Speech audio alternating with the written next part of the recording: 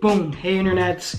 I had a good question from a subscriber. We're texting back and forth, and you guys could text me too at this number. It gets my phone directly. As you read for the title, they're asking if your brand can make it. I define that as being a multi-million-dollar brand. And as you know, I've been the creative director of several multi-million-dollar brands. You know, people, especially when I do consulting, I'll tell stories about it. I've told stories on this channel about it, but it's not a lot of money. Like doing 3 million top line revenue for a clothing company is not a lot of money. You have to think about how much goes into the creation of the product, right? So there is a wholesale cost and there's a unit cost of what it actually takes to get the garment made and in your warehouse, in your garage, in your apartment, where it depends on where you're starting from. Can you launch a multi-million-dollar brand for like 50 bucks? You can, but it would be close to impossible. That is the same answer for $500. It's actually the same for $5,000. I worked really closely early on with a brand that spent $250,000 in 2005. 2005 was my first major consulting with a brand. At that time, I was a senior men's designer at a $30 million brand. Despite the team that they had assembled, that $250,000 brand did not make it. What are we missing here? There's a lot of videos that have virality with the small numbers that they're starting a brand. Can you start a brand with 1,000? Someone asked me. My answer is yes, you can start it. Can you make it a multi-million-dollar brand? Highly unlikely. Your question is now why? Why, John? I have like 600 videos on this channel. A good number of them are dedicated to why it's so difficult and volatile and competitive to start a clothing brand. I talk about barrier to entry is very small, so even at the end of this video, there would have been at least 25 people who are starting a merch or a clothing line brand.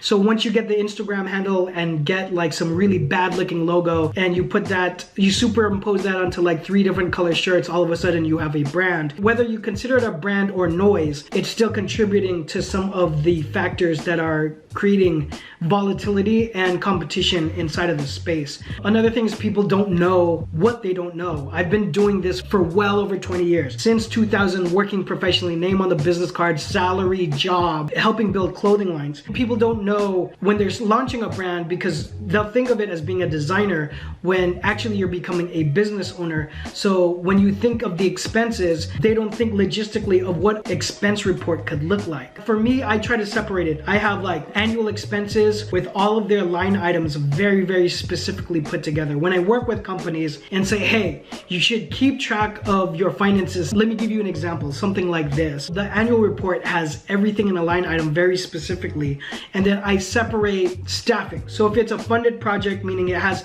money behind it, I'm assuming you can afford a team. If you're talking to me in any kind of long term, then you're looking to hire a team. It's not going to be cheap. What you might spend for employees, both 1099 and W2. First of all, I keep that on a separate document because you don't want to share your expenses and people can find out what you're paying people for a salary. That's a whole HR issue on its own. So obviously from a brand owner perspective, from a president executive perspective, of course I keep that on a separate doc. But like for example on an Excel sheet, I'll just have it be one of the sheets, right? So it's all inside one document where I'll have the expenses.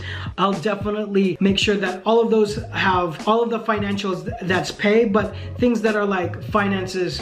So first off, let's start with that. If you could actually see all of the expenses that a brand needs, it might give you the idea of asking better questions so that you can see line items exist for the cultivation of an operating brand. If you're going product on demand or you're going with a POD company, I think 70% of your money should be spent on marketing. That's inclusive of dealing with influencer advertising or collabs, paid collabs, paid ads. As all of the social media channels that you use begin to mature, just like Instagram, everyone will tell you that Instagram's organic reach is dead. That leads to what? You need to have paid ads, not only to keep the people who are already following you updated on what you're doing, because not all those people are going to see your post. Paid ads will go beyond that, right? Just pooling together people who are in your target market and target demographic to really get a really good reach. You want to get outside of it. I mean, it's one of the reasons that you'll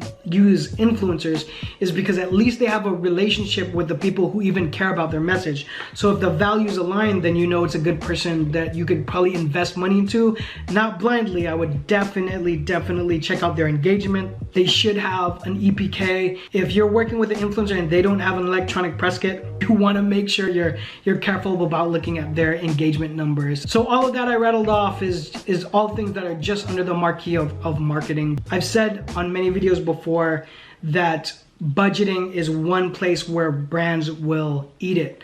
It's going to be the biggest factor for them not making it past 2 seasons of apparel or two drops of apparel or 1 year of operating, even if you're doing it from the side hustle perspective. Because even in the side hustle perspective, it's still important because you're using your money from your full-time job and your time to try to see a result.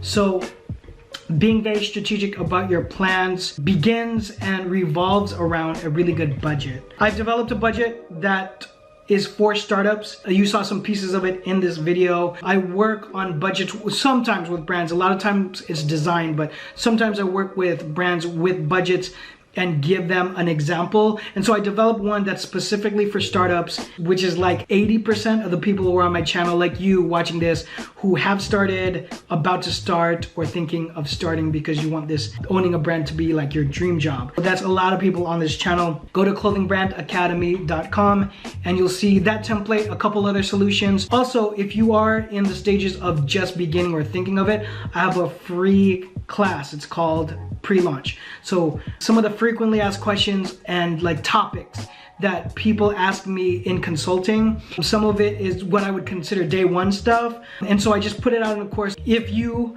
consult with me in the future, we could work off of that as a basis. All of that information is free. I'm not trying to upsell you on that course stands alone. Of course, I'm gonna have other courses.